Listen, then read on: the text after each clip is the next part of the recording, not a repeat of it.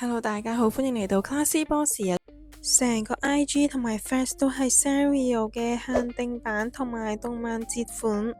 Sanrio 已經攻佔咗全香港啦！第一個場地係中環有個 Sanrio 嘅 Pop-up Store， 你會見到平時喺投行呼風喚雨嘅 banker、律師都會趁住午飯嘅時間，着住西裝去排隊買一個限量版嘅 Hello Kitty。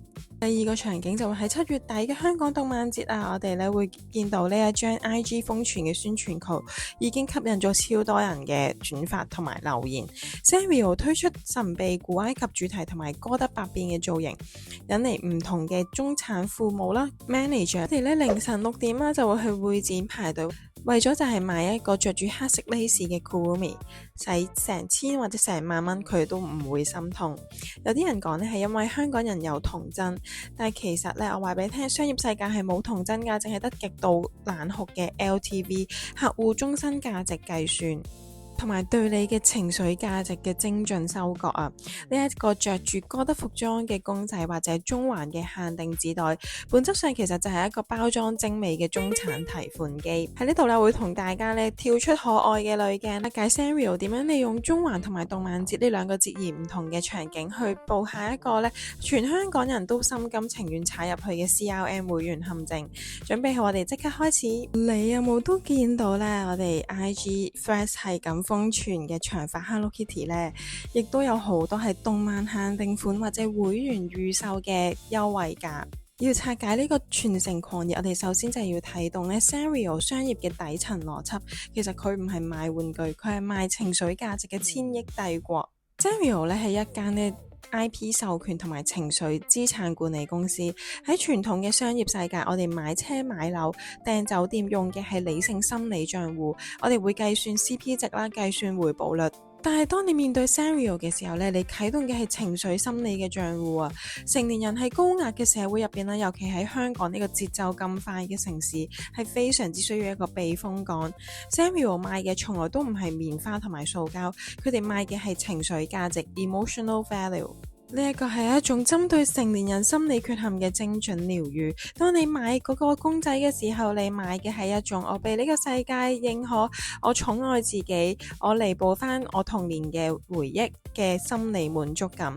大集團呢稱之為 IP 稅，只要你對呢個角色產生咗感情，你嘅價錢敏感度呢就會降到0。而家我哋將兩個拼圖拼埋啦。點解 Sanrio 要同時佈局中環嘅 Pop-up Store 啦，同埋灣仔動漫展呢？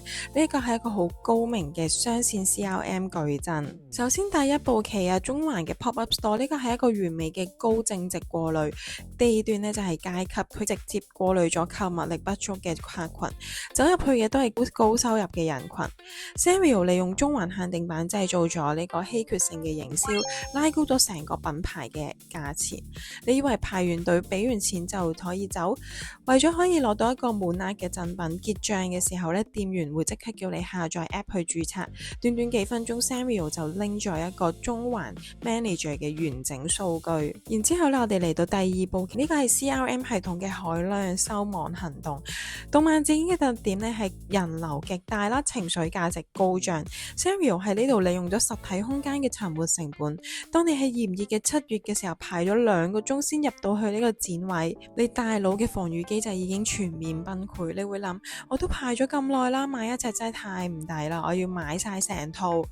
中環負責拉高品牌價值同埋客單價，確定呢精品嘅地位，而動漫展呢就負責利用沉沒嘅成本去擴大數據庫嘅基數，兩者合埋呢就係天下無縫嘅 O2O online to offline 數據綁架網。大家都會見到呢 Sanrio 嘅宣傳物上面都會有香港系列率先發售等等嘅字眼啦。但係呢 Sanrio 嘅策略喺香港特別有效呢，呢個牽涉到香港人獨有嘅階級焦慮同埋社交貨幣。喺宣傳海報嘅呢4個字係觸發香港人發癲要買晒成套嘅關鍵。喺香港真正嘅特權呢，有2種展現方式，第一就係人哋買唔起我買得起，第二就係人哋未買到我已經擁有咗。對於呢班中產嘅高管嚟講呢，幾千蚊買一套公仔根本就唔係財務嘅負擔，佢哋買嘅係時間差嘅特權。我哋嚟拆解呢個時間差特權背後面嘅商商業邏輯啦。點解要喺動漫節放一個2米高嘅巨型裝置呢？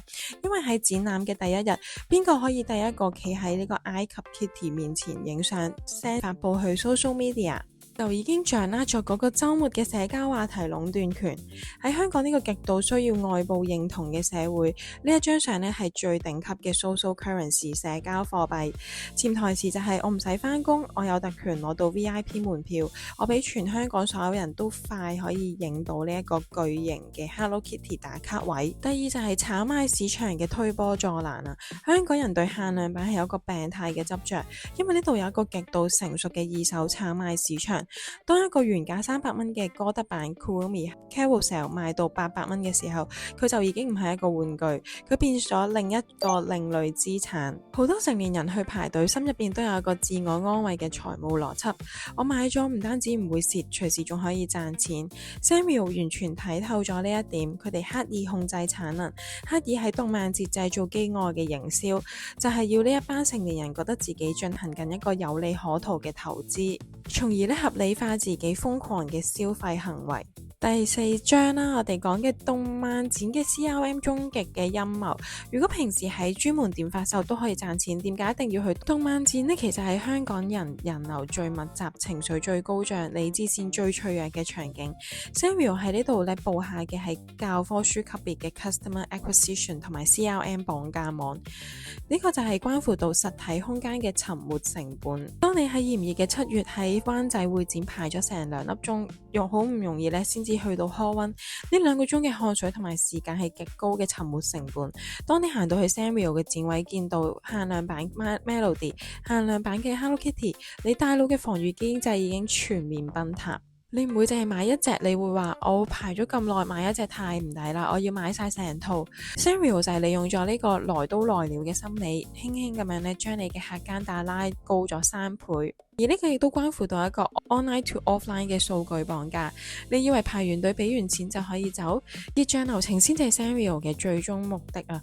為咗可以拎到一個印有埃及 Kitty 嘅會場限定紙袋，又或者為咗參與一次限定抽獎，店員就會要求你即刻掃描 QR code、下載 app 同埋註冊成為會員。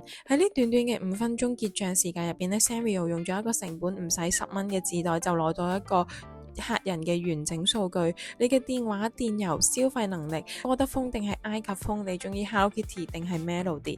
喺呢個數碼營銷嘅世界咧 ，ROI 咧高到離譜嘅獲客手段啊！第3就係計劃性嘅淘汰 IP 延伸啊！點解要出埃及啦，同埋 lace 呢啲暗黑或者奇特嘅造型呢？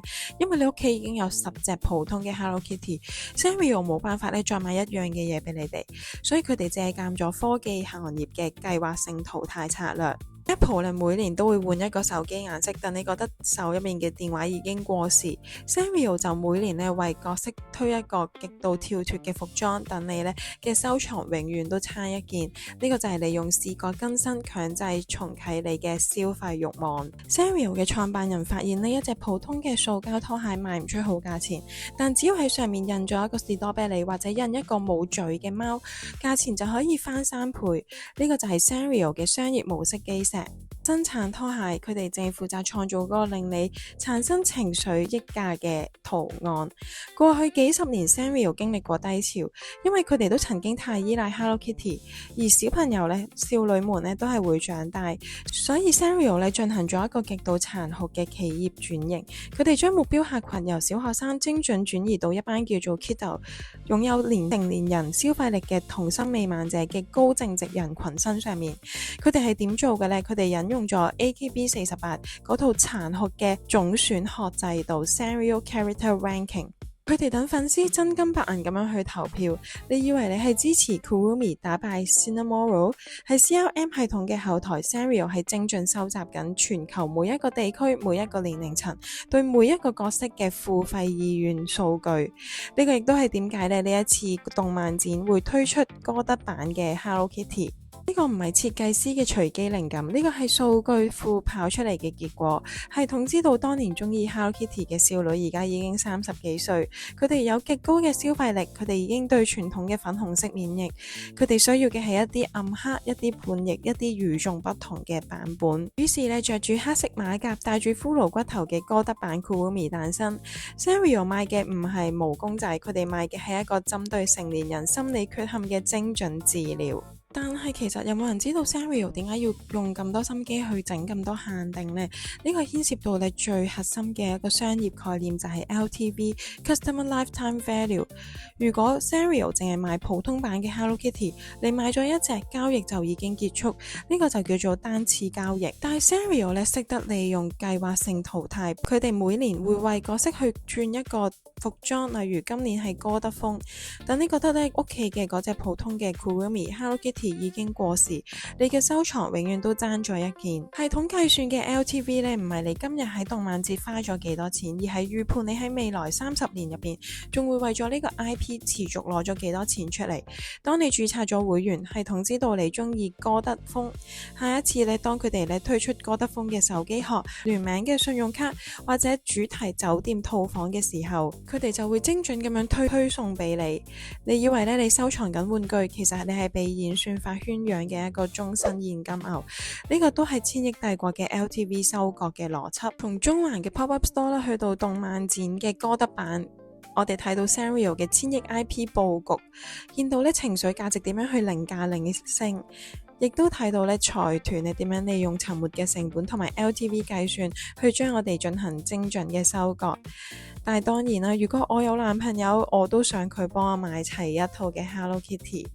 喺呢度咧，我純粹分享話俾大家聽 Sanrio 究竟係有幾咁勁，完全攻陷咗香港少女們嘅心。如果你真係好中意呢一套哥德版嘅公仔，或者需要佢帶嚟嘅情緒價值，就買咗佢擺喺 office 或者擺喺屋企，享受佢帶俾你嘅快樂啦。